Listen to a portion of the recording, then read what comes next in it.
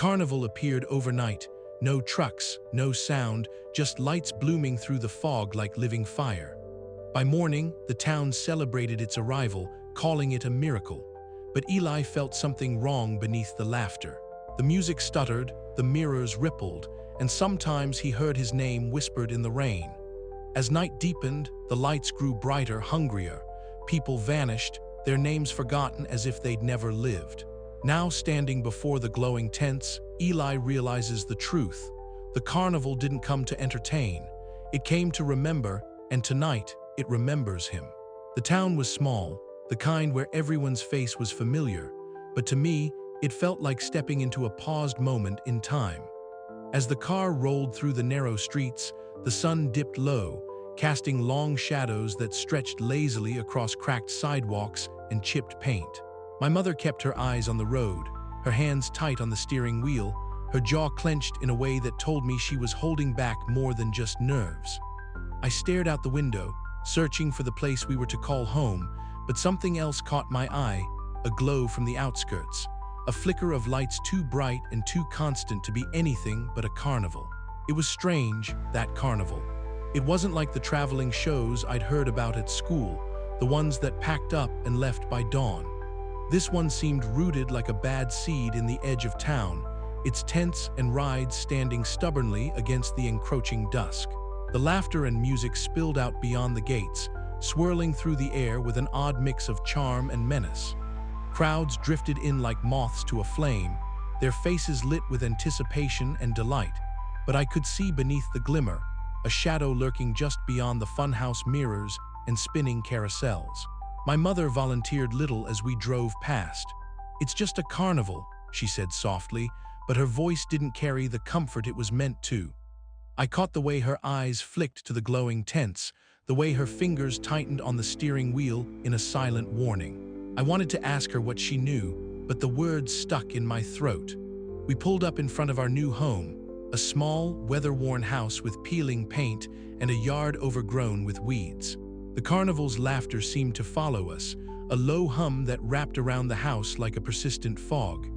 That first night, I lay awake, pressed against the thin walls, listening to the distant clamor. The lights outside never dimmed, and the laughter never ceased. It was as if the carnival was alive, breathing, and watching. The next day, I ventured closer. The carnival was already awake, its colors brighter under the sun's waning light. I saw the workers moving with a mechanical precision, their smiles fixed and eyes too bright. Mr. Grin caught my attention immediately, a man with a painted face.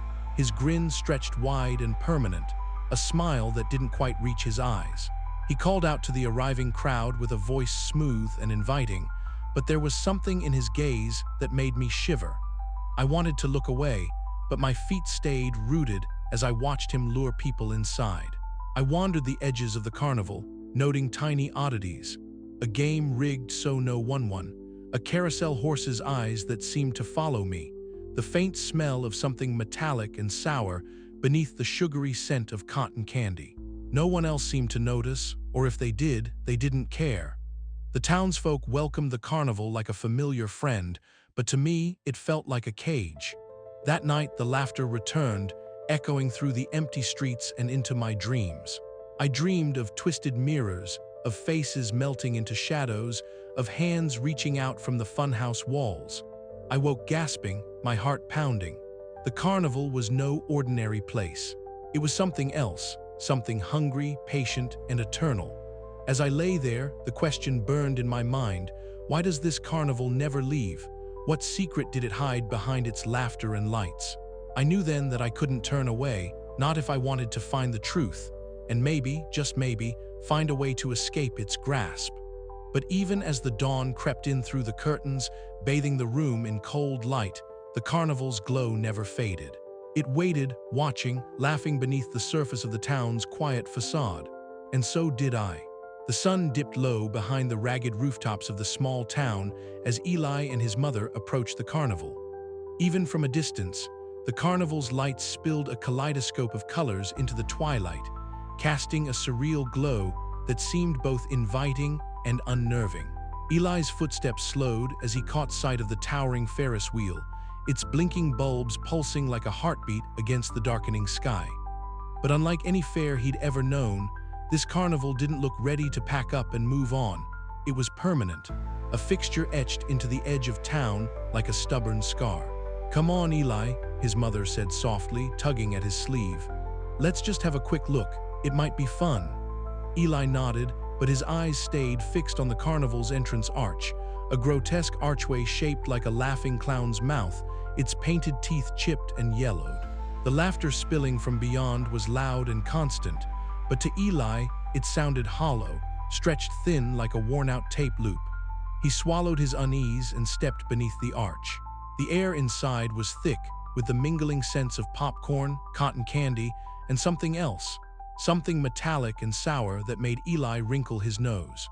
Lights blinked erratically from every direction, and the distant music box melody warped strangely, as if the carnival itself breathed in uneven rhythms.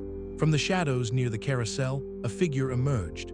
Tall and slender, with a grin so wide it seemed carved from porcelain, the man's painted smile stretched impossibly across his face. He wore a tattered suit that shimmered faintly under the carnival lights, and his eyes gleamed with a predatory glint. "Welcome, welcome," the man said, his voice smooth as velvet but with a sharp edge that made Eli's skin prickle.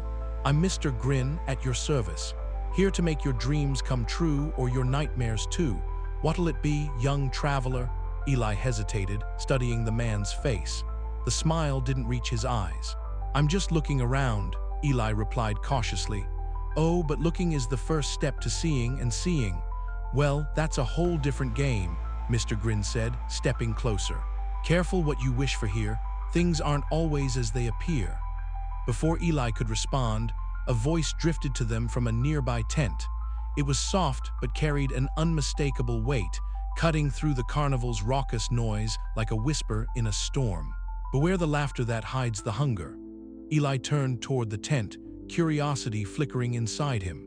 Inside, he found a small, dim space wrapped in faded velvet curtains that smelled faintly of incense and dust. At a small round table sat a woman with sharp eyes that seemed to see through the thickest fog. Her dark hair was hidden beneath a scarf, and beads tinkled faintly as she moved. "I'm Leela," she said, her voice low and cryptic, "a teller of fortunes, though some fortunes are better left untold. You've come seeking answers, haven't you, Eli?" Eli blinked, startled she knew his name. "How do you know?" Leela smiled faintly, her eyes reflecting the flickering candlelight. "This carnival binds itself to those who notice. It watches, waits. What you see, what you hear, it's all part of its grand illusion. But illusions can crack, and cracks reveal truths best not spoken aloud." "What truth?" Eli pressed, leaning closer despite a growing chill. "The carnival feeds on more than your coins. It feeds on laughter, yes, but beneath that laughter is hunger, a hunger that swallows more than just moments of joy." Eli's heart pounded. "Are you saying it's dangerous?" Leela's gaze darkened.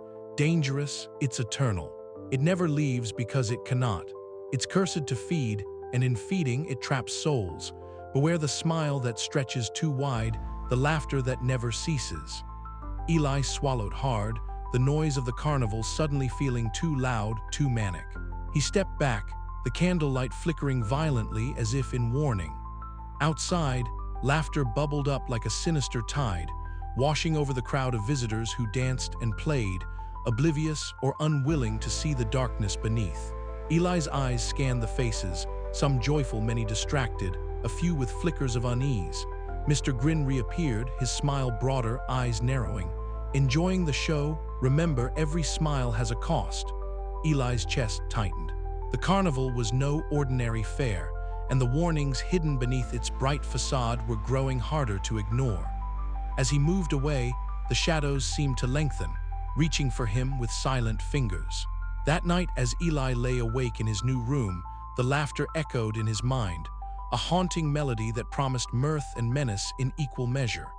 He knew somehow that this was only the beginning. The carnival's true face was still hidden, but the cracks had begun to show, and Eli was watching. The carnival's secrets whispered on the wind, and Eli's journey into the heart of darkness had just begun. The moment I stepped onto the carnival grounds that evening, the air seemed to shift, less like a place of carefree joy and more like the edge of something waiting to snap.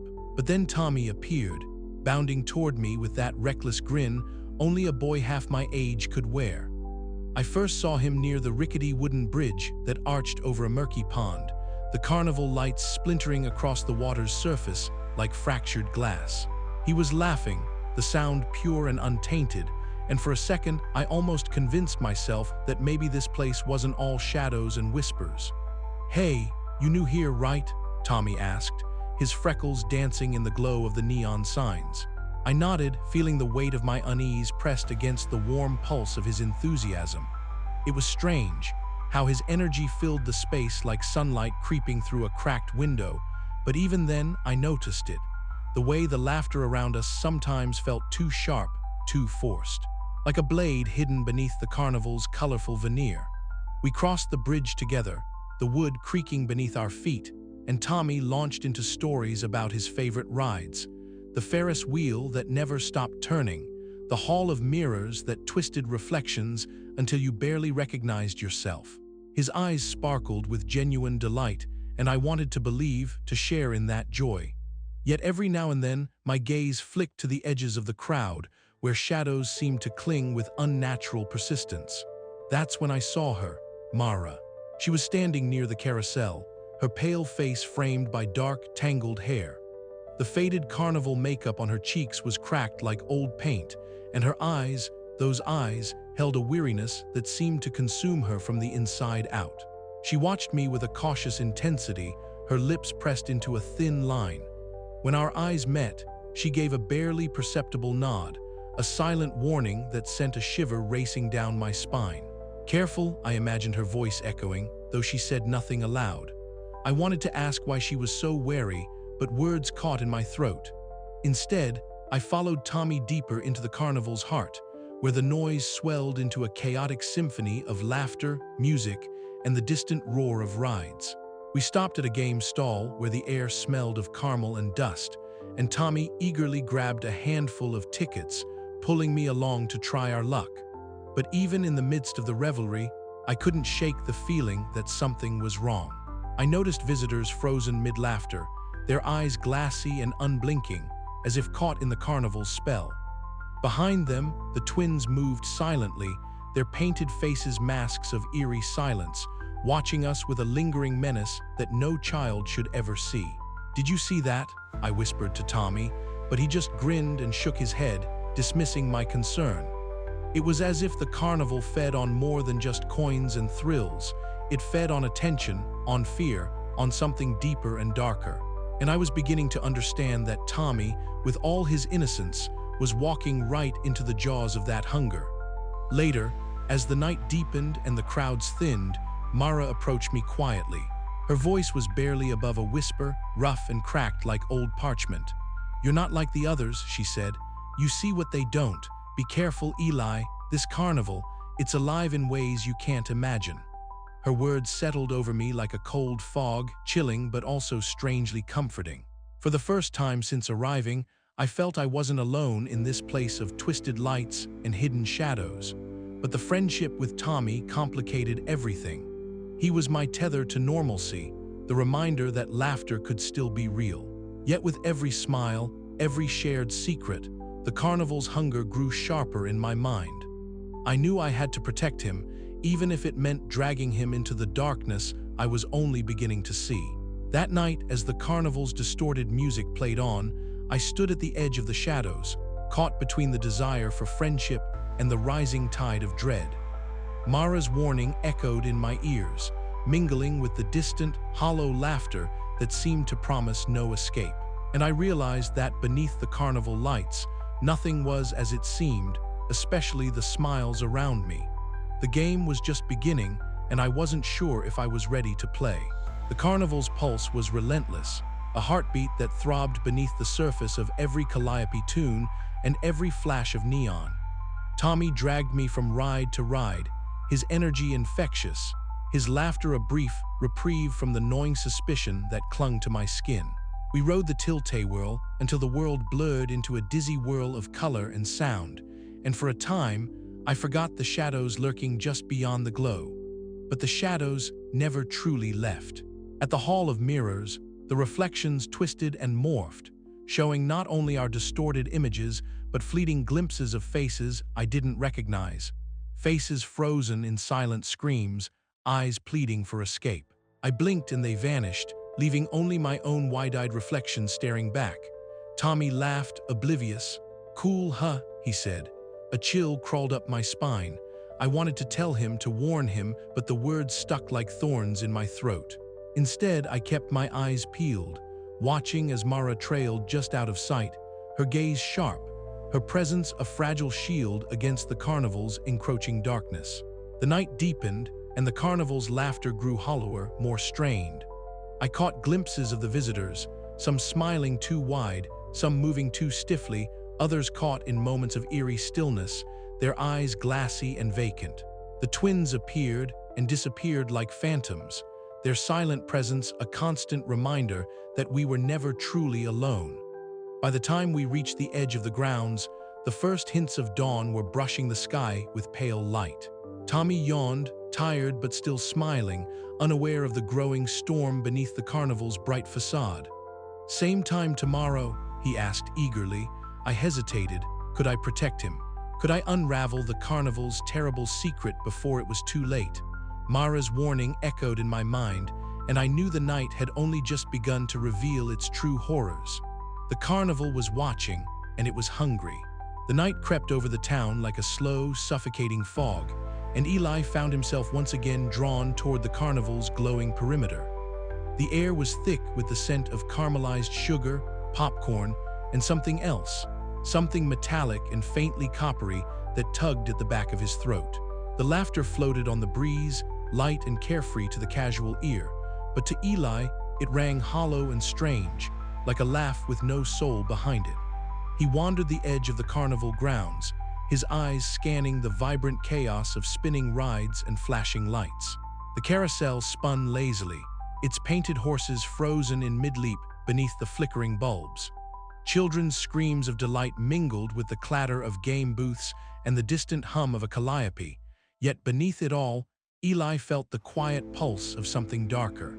His gaze caught on a wooden post near the entrance, where a faded, yellowed piece of paper flapped weakly in the night breeze.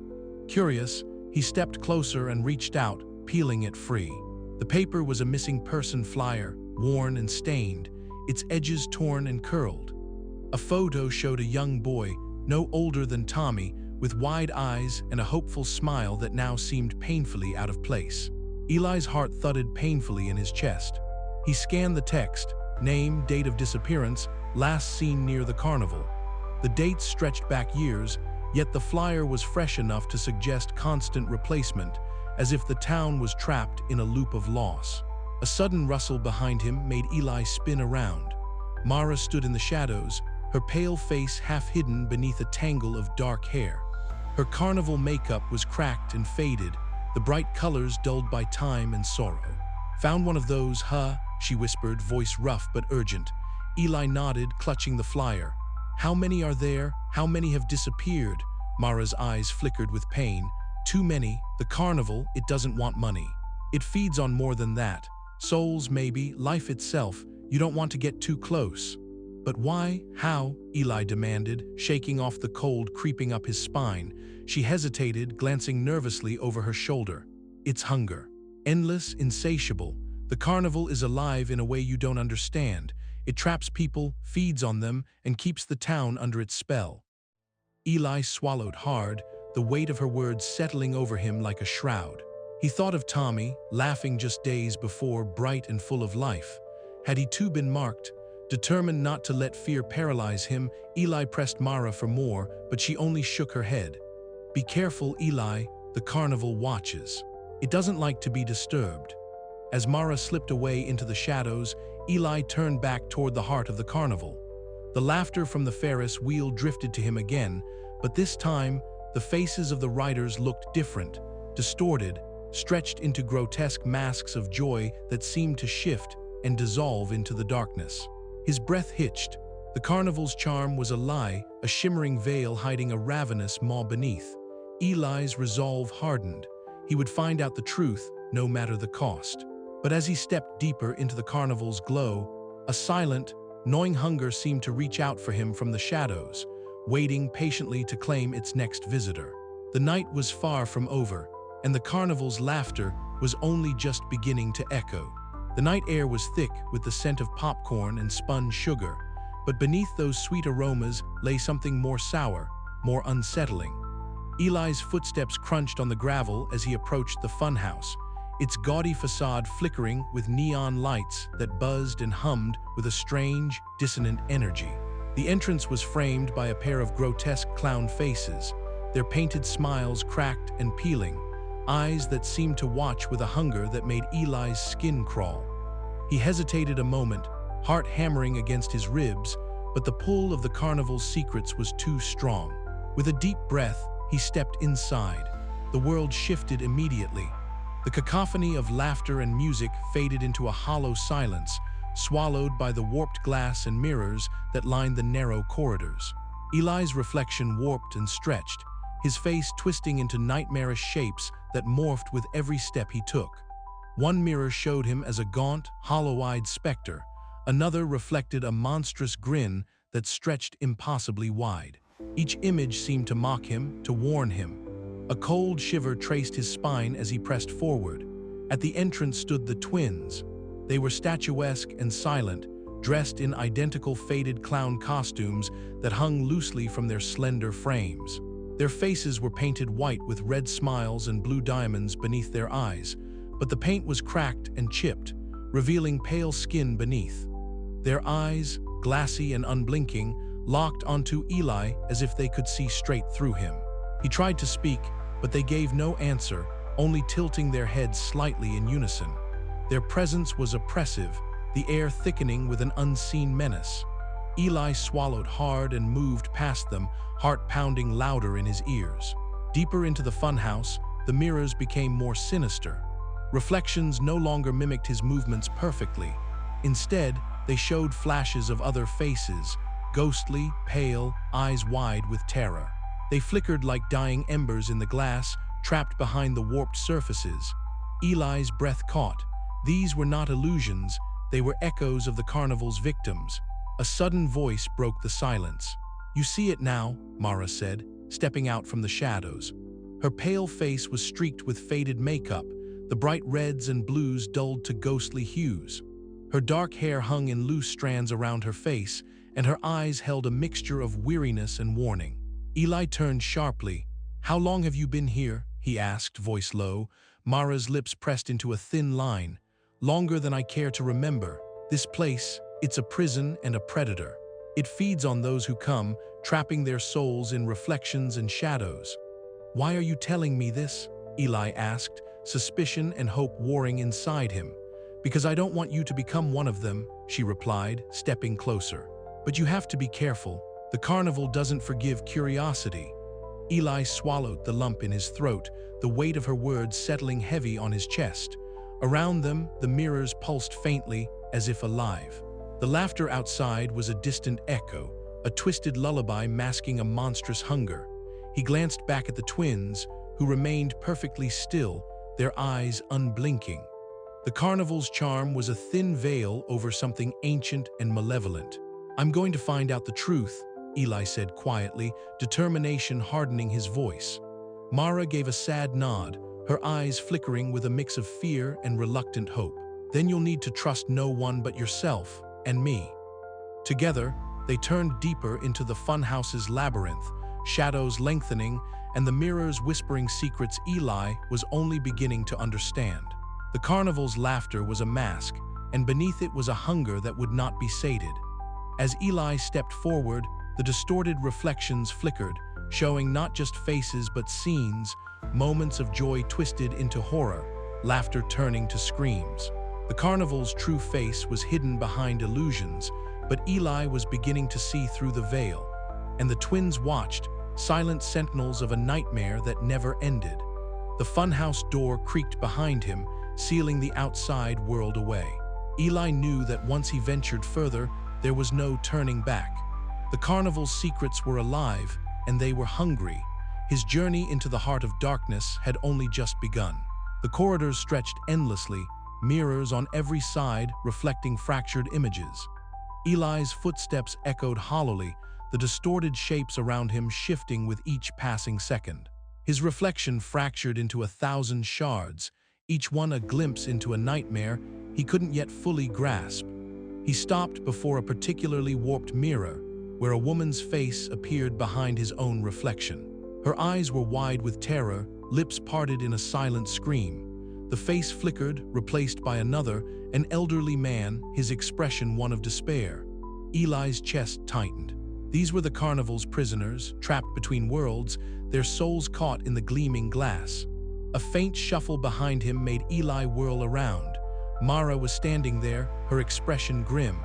"You shouldn't linger here," she said softly. "They watch you." "Who?" Eli asked, heart racing. "The Carnival's guardians," she replied. "Like the twins, they are bound to protect the secret, to keep the hunger fed." The twins appeared suddenly in the next corridor, their silent presence a chilling reminder of the stakes. Eli felt the weight of their gaze, cold and unyielding. "We need to move," Mara urged. "There's more you have to see and understand." Together, they ventured deeper, the Carnival's twisted heart beating all around them, laughter a distant echo swallowed by shadows and mirrors. The Carnival was alive, hungry, and watching. Eli's fight had only just begun.